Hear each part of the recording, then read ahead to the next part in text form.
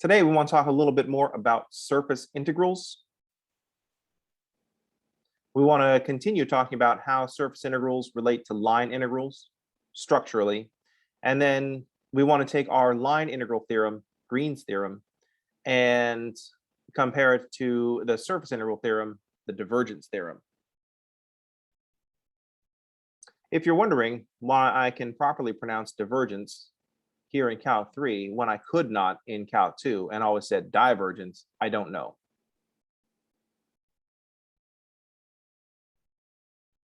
I have a couple working theories, but no way to test them. Anyway, if you would recall, we introduced the idea of a surface integral. It's still based on the dot product. We're going to imagine the vector field flowing through some surface. And we're going to calculate a dot product at every point on the surface.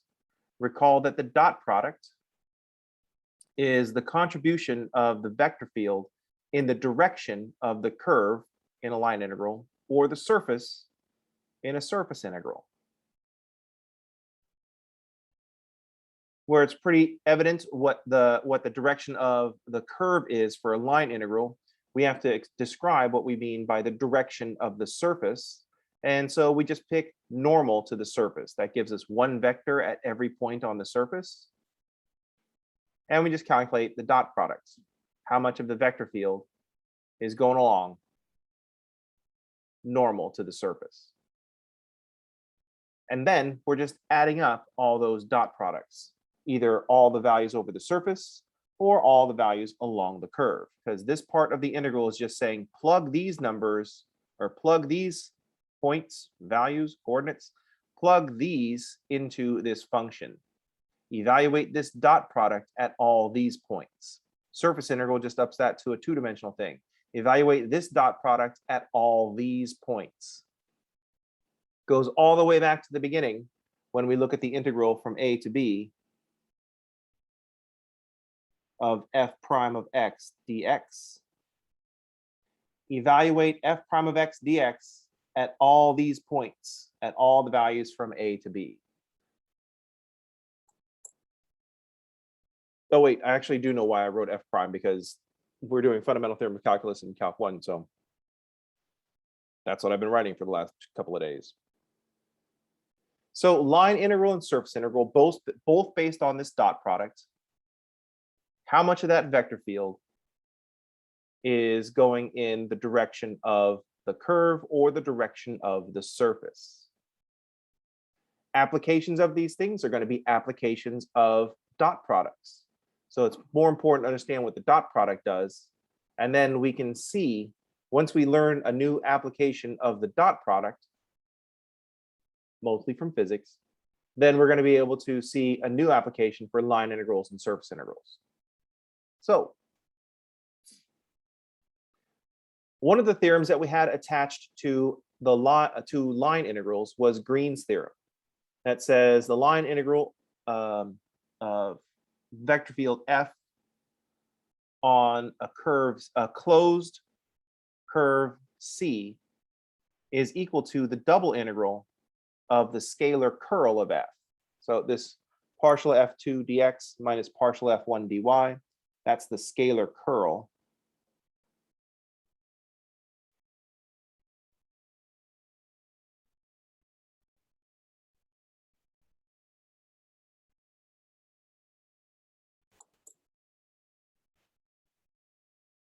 And this is a double integral, so we'll integrate over some region, dA. What we're doing is comparing the line integral around the boundary of the region to the double integral on the region, because we've got this curve. We've got some piecewise smooth.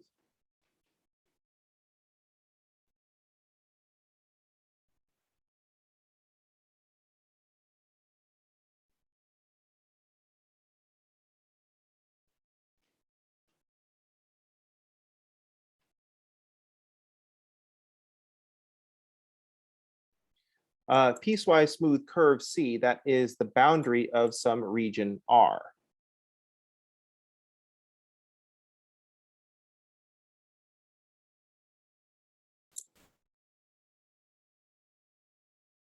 And so Green's theorem is looking at this double integral on the region by looking at a line integral around the boundary. So for surface integrals, we have a similar structure with the divergence theorem. So check out the structure in the divergence theorem. We have a surface integral, f dot dA over some surface. And in this case, S is going to be the surface of the solid W. So since it's going to be the surface of the solid W, and we're going to be doing some calculus stuff on it, it's going to have to be piecewise smooth as well. And it's going to have to be closed so that it can contain a proper solid that we can drop into this triple integral. But we've got some surface that's going to be the boundary of the solid W, just like the curve is the boundary of the region.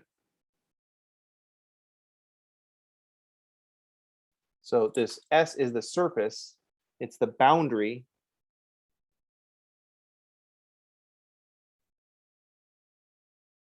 of the solid W. And we have this surface integral that's on the outside, and the triple integral for all the stuff on the inside. And what we're integrating, where in Green's theorem, the line integral is the double integral of the scalar curl of f. The surface integral is the triple integral of the divergence of f. If you're wondering, I don't remember what the divergence is, you didn't have a chance to remember what the divergence is because I haven't told you yet. I care about the structure right now. The line integral is the double integral of the scalar curl. The surface integral is a triple integral of the divergence of the function. So we're taking this dot product down to a regular just scalar product by looking at all the stuff inside. That's the comparison between Green's theorem and the divergence theorem.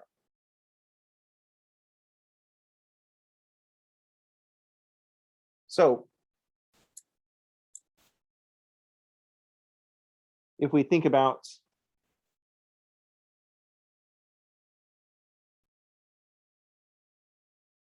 I'm just going to draw an easy surface. Oh, I could have used the sphere and then that's all right.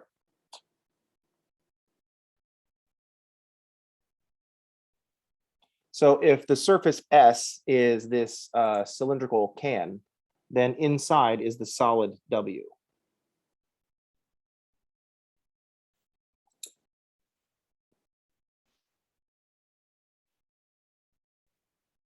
The surface has to have some orientation, so we could just, usually we pick outward.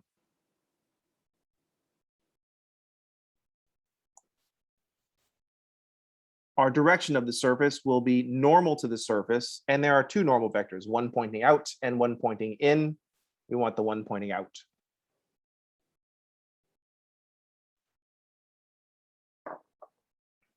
Just like we just have to pick one. The curve has to, in Green's theorem, the curve C has to go around, be the boundary of the region R. And we want to orient curve C so that the region is on the left as we travel around the boundary. If you happen to have your curve set up going the wrong way and you say, oh man, the region's on the right. I forgot I started this problem in the UK. Then it's just going to multiply everything by -1. So it's not that big of a deal. But we love to write our formulas for theorems. So since we're doing partial F2 minus partial F1, we got to have our orientation going the right way.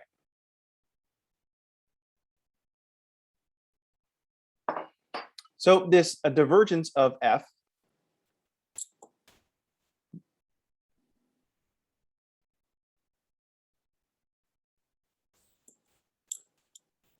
so the divergence of F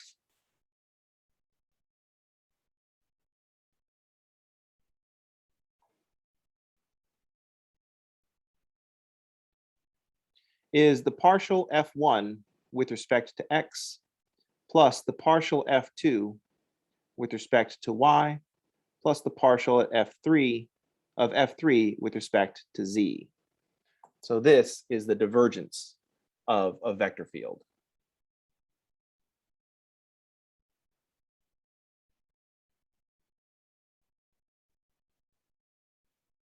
Also note, in the comparison category, we've also gone up one dimension.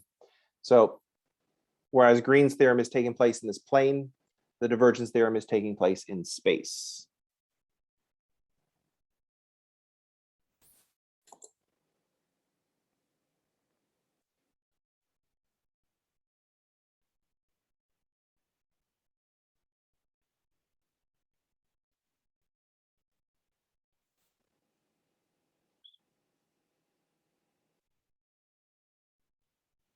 Any questions?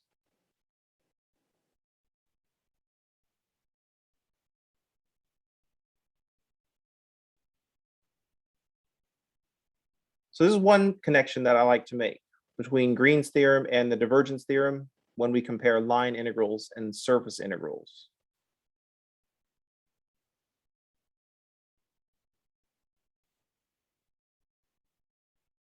What we want to note is that the divergence theorem is one of our fundamental theorems of calculus.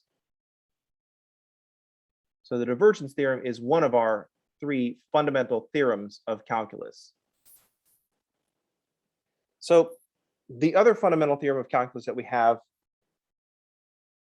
doesn't have a fancy name. It's just the fundamental theorem of calculus, but for line integrals.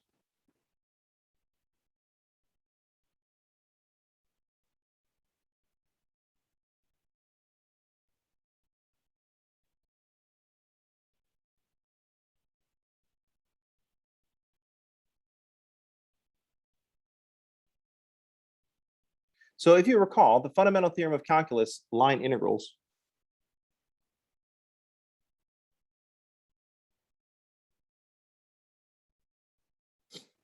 the line integral edition of the fundamental theorem of calculus said if our vector field is a gradient field,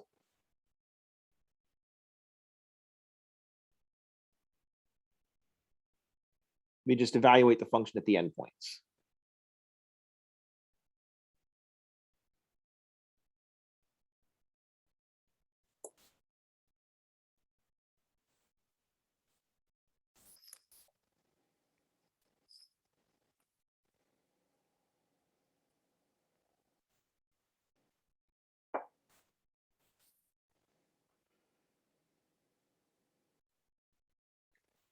The fundamental theorem here, we connected to the fundamental theorem of calculus that we get in Calc 1, where we kind of squint a little bit and see that the gradient of f is kind of a derivative of f. And so we compare this to the integral from a to b. Plug in all the points on this one-dimensional segment into the derivative, and then just evaluate at the endpoints.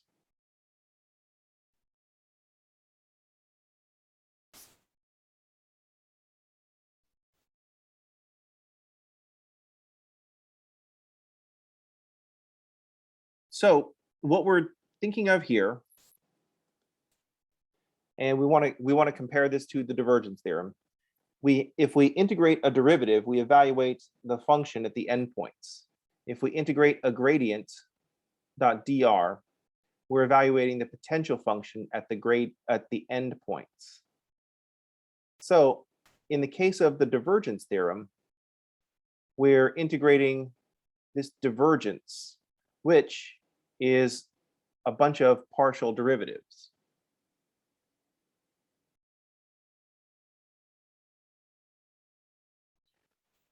So it is similarly, it's sitting in a similar spot to the gradient or f prime.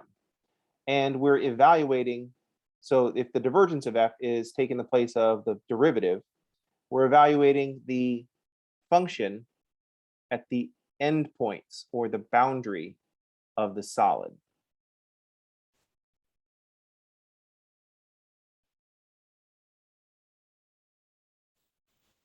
So the structure is kind of like we integrate a derivative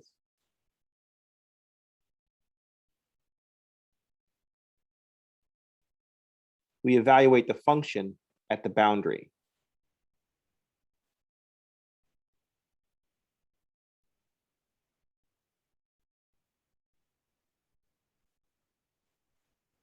And that's whether this boundary is an interval, like in the Fundamental Theorem of Calculus, a curve, like in the line integral version of things, or the surface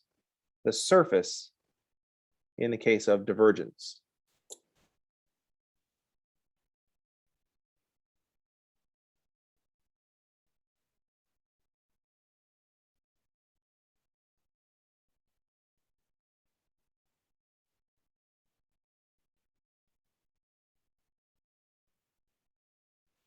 At this point, we may or may not notice that it seems that I've skipped one.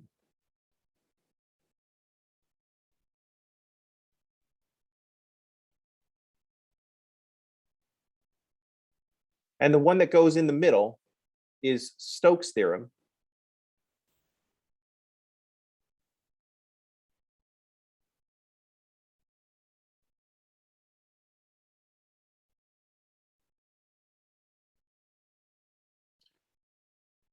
Which is a line integral theorem.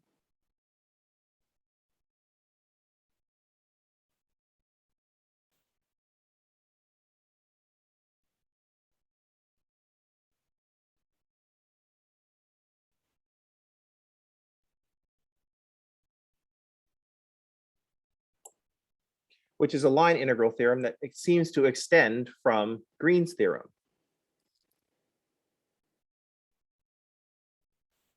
So for your question, in the way that we're viewing things now in our very broad overview, when we have multiple integrals, we go down one layer. That's right.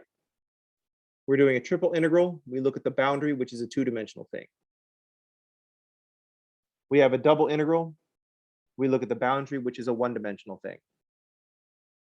We have a single integral. We look at the boundary, which are just points.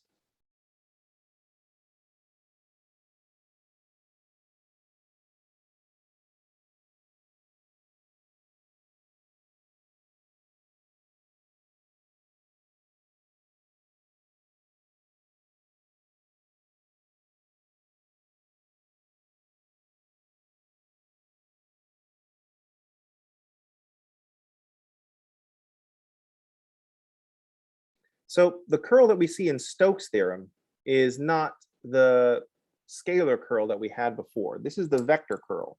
And we haven't talked about that either because we're trying to look at structure.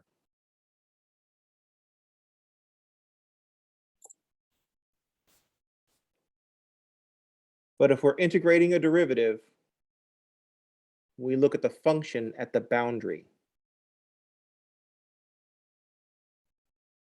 That's the big structure that we're trying to see. The boundary of the interval, the endpoints of the curve, the boundary of some region, the surface of some solid.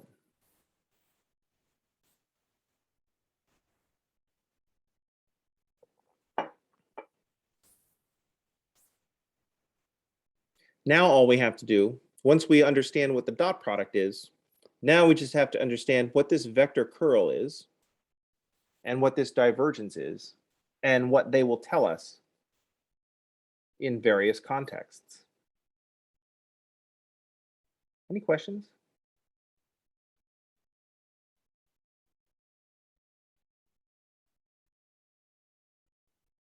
I realized that today was a very big picture structure type of day. Big picture structure days are usually very uncomfortable for students because I'm talking about kind of a big idea and students want examples. But I like to talk about, the reason that I do this is that I want to put the big idea at least in the back of your mind. At this point, you're like, oh, dude, this is too much. There's no way I'm going to remember it all. But that's okay. I don't want you to remember it all from today. That's not what the point of today is. The point of today is to get this kind of structure idea in your mind. Today is just Inception style day. I want to put this idea in your mind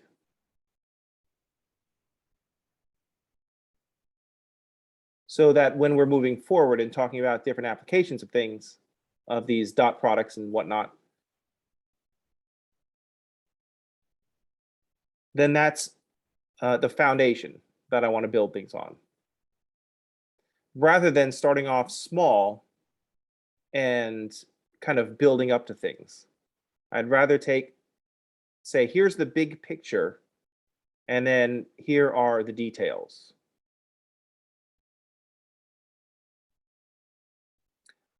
I guess at this point, I like to view math as viewing a painting in a museum, rather than creating a painting.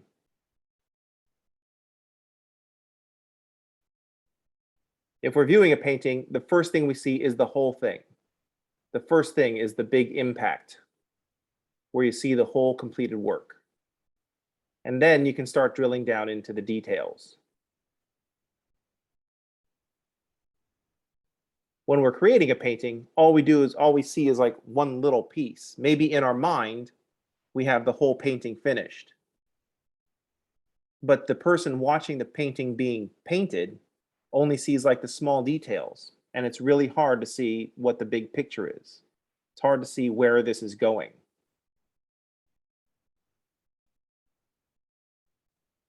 Does that make sense?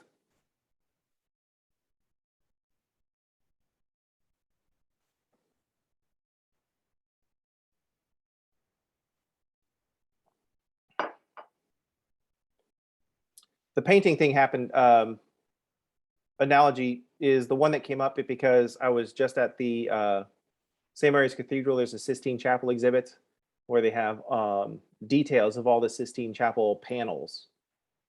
And I believe they were full size, but I mean, they didn't, but they were just large printed images of them, high res images. But instead of viewing them on the ceiling from the floor, and where the ceiling is like, whatever it is, 50, 60 feet high. Oh, it's in Europe, 20 meters. You can kind of get up close and view these high res images. They're just images, so they lose things like texture, but you're not seeing the texture from 50 feet anyway. And it's really interesting to imagine the whole Sistine Chapel, seeing the whole thing, because that's the first view that you're going to get. And then to go down and look at the little pieces. You get the whole chapel, the big picture, and then you start looking at all the little pieces to see how they fit together. Any questions?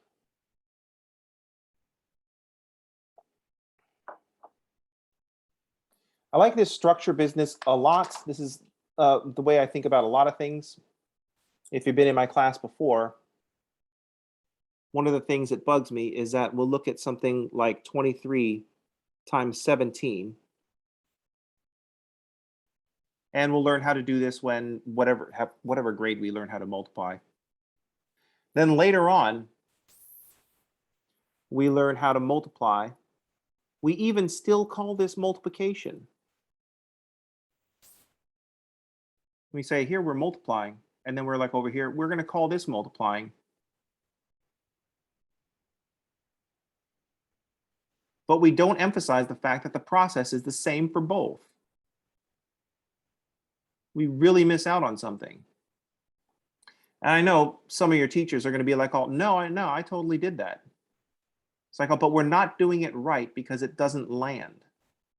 Because I get students that have been told that these are the same, but aren't processing them as the same. So there's something missing in what we do as educators. I don't blame the students for not seeing that these are the same problem. I don't blame anybody. I just say this is a problem that we need to, this is a comparison that we need to make stronger in students' understanding.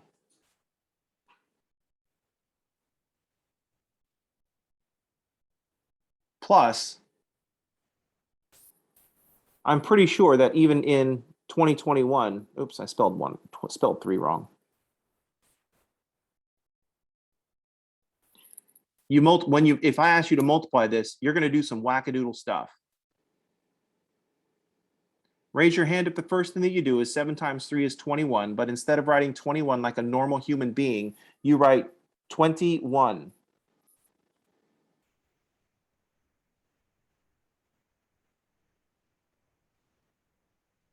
That's insane.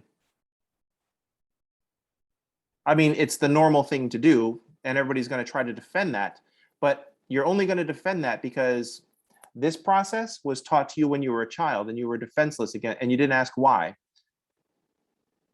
Or when you did ask why, because you were a child and adults don't respect children, the adult just said, ah, shut up, kid. This is what you do. And then later on, when you can't explain things to your kids because you weren't taught math properly, you just go and fight the school for some reason.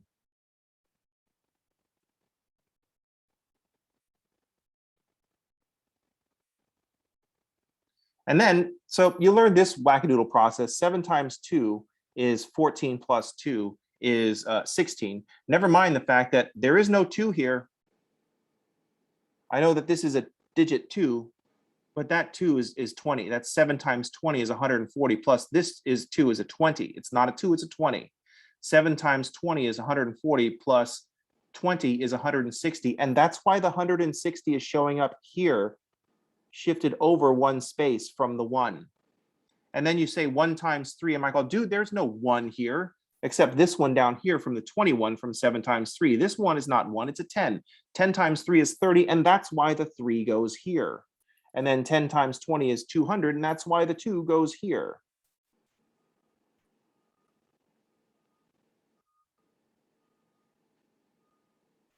And then we jump over to this and we say, here's an entirely new process, and raise your hand if you thought, oh, multiplying binomials, FOIL. And so you do 2x times x is 2x squared, and 2x times 7 is 14x, and 3 times x is 3x, and 7 times 3 is 21. And then we can combine like terms, because after we multiply, we add 2x squared plus 17x plus 21.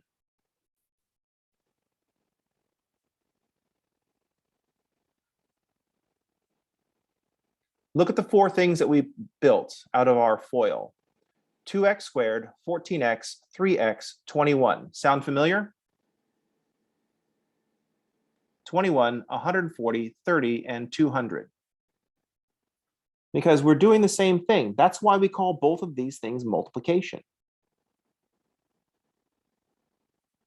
7 times 3 is 21. 7 times 2x is 14x. X times 3 is 3x, and x times 2x is 2x squared.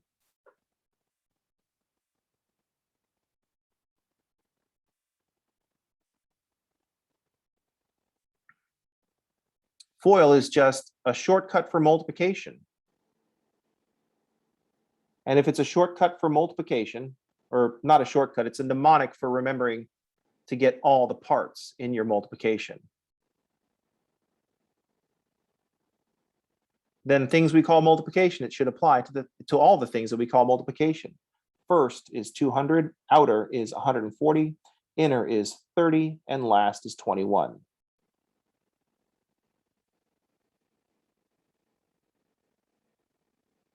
This is if we view 23 as 23 and 17 as 17.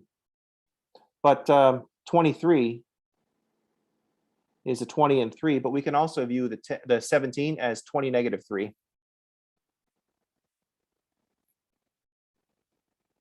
And now we know that those 2 middle terms are going to cancel out. So we're going to have 400 minus 9, which is 391. My point is not you need to relearn your arithmetic. You need to do whatever you need to do to get through your arithmetic. But my larger point is knowing more is better. Every time someone says, just do it the other way, just do it the old way, they are arguing for not knowing things. And that's the opposite of what we're trying to do here in these institutions we call school. We're trying to have people know things. We're not trying to keep people from knowing things. Always be suspicious of the people that are trying to keep you from knowing things. That is dangerous. Someone is actively preventing you from knowing stuff. That person should be viewed with great suspicion. Boxes are awesome. All we're doing is trying to remember, all we're doing is trying to make sure that we multiply, use the distributive property, each term of one polynomial by every term of the other polynomial. Sum from column A with all the stuff from column B. So 2x times x is 2x squared, 3 times x is 3x, and then 2x times 7 is 14x, and 3 times 7 is 21. And then we add. Then we remember addition is we only add things that are the same, and sameness in polynomials is like terms.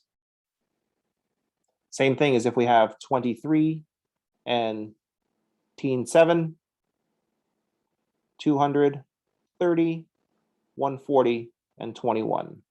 It's the same digits that we got up in our funky weirdo algorithm where we write 21 as with the 2 on top, with the 20 on the top, and then the 1 on the bottom.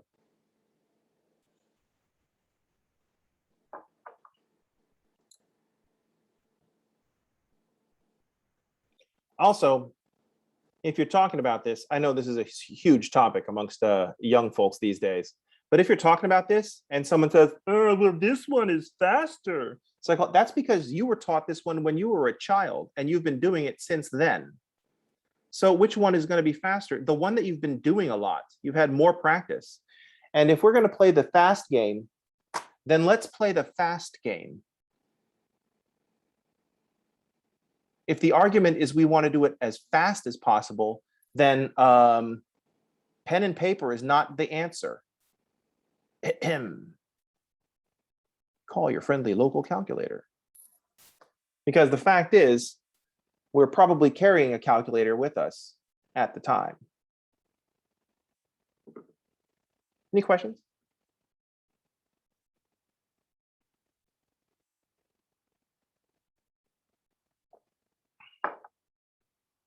Anyway, that's a little bit of a distraction, but that's a big picture thing that I guess you can tell kind of bugs me.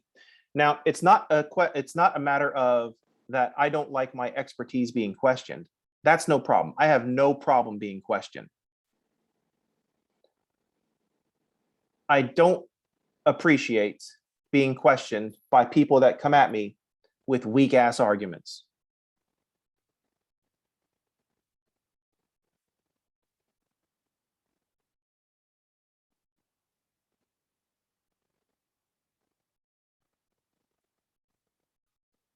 When you're like, oh, let's just do this way, ignore all this structure stuff. Don't teach them math, just teach them how to do things. That person's been co-opted by the factories that just wants drones.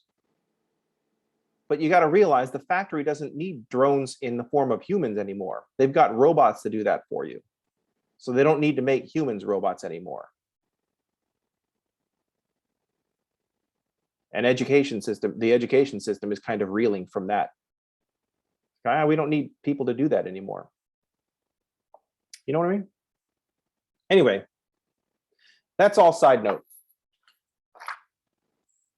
Integrate a derivative, evaluate the function at the boundary. Let's expand what can fill this derivative role. Vector curl, scalar curl, divergence. All right, that's going to do it for today. I know today is a little bit weird. I got a little bit of a tangent there with algebra, but